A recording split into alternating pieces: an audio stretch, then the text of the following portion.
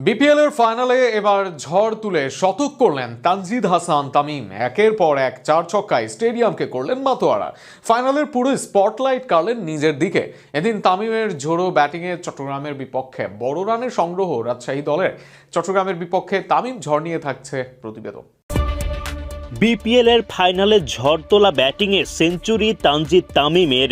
উদযাপনে আত্মহারা এই ব্যাটার। দর্শকদের জানান ভালোবাসা। সৃষ্টিকর্তার শুকরিয়ায় লুটিয়ে পড়েন সেজদায়। ৬২ বলে ৬টি চার ও ৭টি ছক্কায় ১০০ রান আসে তামিমের ব্যাট থেকে। বিপিএল এর মেগা ফাইনালে টস জিতে আগে বোলিংয়ের সিদ্ধান্ত নেন চট্টগ্রাম রয়্যালস অধিনায়ক শেখ মেহেদী।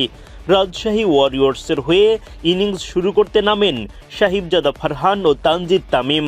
মাঠে নেমে দায়িত্বশীল শুরু তামিম ফারহানের। পাওয়ার প্লের ৬ ওভারে কোনো উইকেট না হারিয়ে তারা তোলেন ৪০ রান।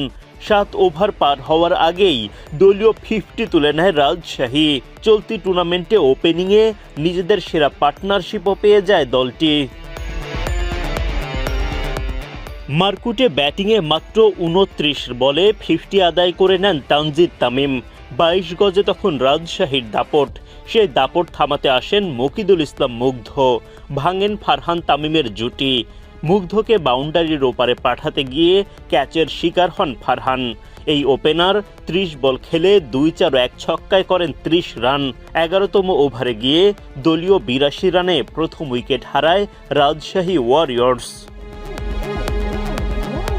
তামিমের দুর্দান্ত ব্যাটিংয়ে ১৩তম ওভারের শুরুতেই দলীয় শতক তুলে নিতে পারে রাজশাহী ওয়ারিয়র্স। তানজিদ তামিমের সঙ্গে যোগ দেন কেন উইলিয়ামসন। দুই প্রান্ত থেকে দ্রুত রান আসতে থাকে, কিন্তু ইনিংস বড় করার আগেই বিদায় নেন উইলিয়ামসন। তার উইকেট তোলেন শরীফুল ইসলাম। ১৫ বলে ২৪ রান আসে উইলিয়ামসনের ব্যাট থেকে।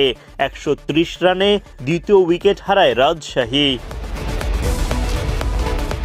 এক প্রান্ত আগলে রাখা তানজিদ তামিম তুলে নেন সেঞ্চুরি।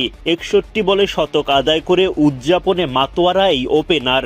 তামিমের এমন ঝড় তোলা ব্যাটিংয়ে বড় পুঁজি পেতে সমস্যা হয়নি রাজশাহী ওয়ারিয়র্সের।